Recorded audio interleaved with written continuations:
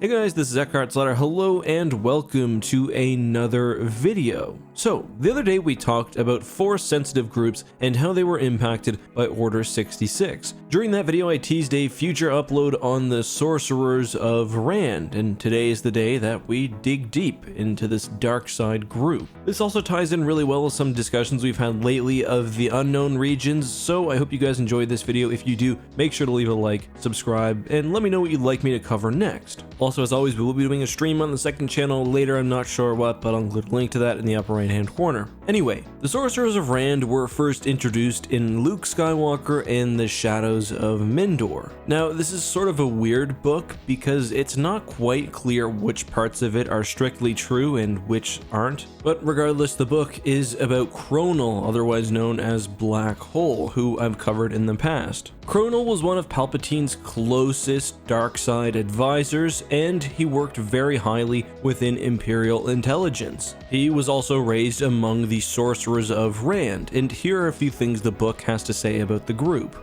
Deep in the unknown region, there was a vast cloud of dust and rock and interstellar gas that pulsed with a bloody and forbidding scarlet glow as it radiated away the energy of 12 stellar clusters within. This was the Piran Nebula. The 12 clusters that it surrounded were known collectively as the Nile Retreat. The absolute rulers of the Nile Retreat, dreaded masters of dark magics beyond the grasp of even the Sith, were the Sorcerers of Rand. So the Sorcerers of Rand believed basically in the one truth, and the one truth stated that the only true power in the universe was the power to destroy, and that everything eventually would be destroyed. Civilizations would fall, even stars themselves would burn out. That's why they're sometimes described as worshipping entropy, and this general philosophy is known as the Way of the Dark. Now, although the Sorcerers of Rand certainly believed in elements of the dark side, they weren't necessarily strictly a Force cult or anything like that. They didn't believe in the battle between light side and dark side. They simply believed that destruction and entropy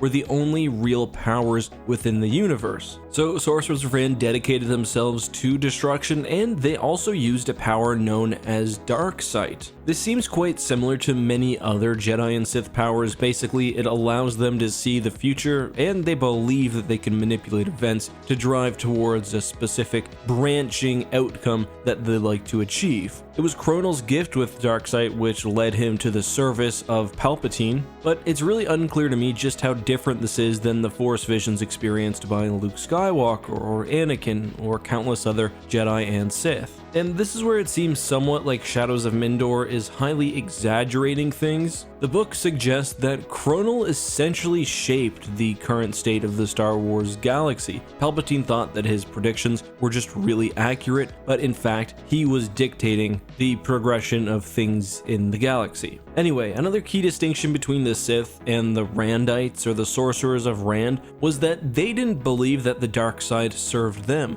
They didn't attempt to harness dark side powers or bend it to their will. Rather, as we've been discussing, they believe that destruction is the ultimate goal, and thus they sort of immerse themselves in the dark side and, if anything, serve it. So those are all basics from Matthew Stover's book, but we can also look to the Unknown Regions RPG guide for more actual and concrete knowledge about the Sorcerers of Rand. One thing that I found really interesting is that the Sorcerers themselves don't have any sort of unique appearance as a group. Rather, they are in, and I quote, some type of disassembly or decay. One lacked skin and oozed bodily fluids with every step. One was merely a blackened skeleton. Another appeared to have been turned inside out with clean white teeth poking jaggedly from a raw mass of a head. A fourth existed as a long ribbon of flesh that swirled and coiled throughout the Randite receiving chamber. They don't seem to be made up of a single species or being. The true similarities are their presence within the Piran Nebula and their dedication to the dark. But let's talk a bit more about concrete information. We know that the Sorcerers of Rand are basically within this very small portion of space, and they are almost impossible to reach, which is a good thing because their philosophy would be extremely tempting to any Darksider, and their powers too could be very, very deadly. Although they don't care for the Jedi or the Sith, and they don't really understand the Force as the rest of the galaxy would, the Sorcerers of Rand still employ Force powers.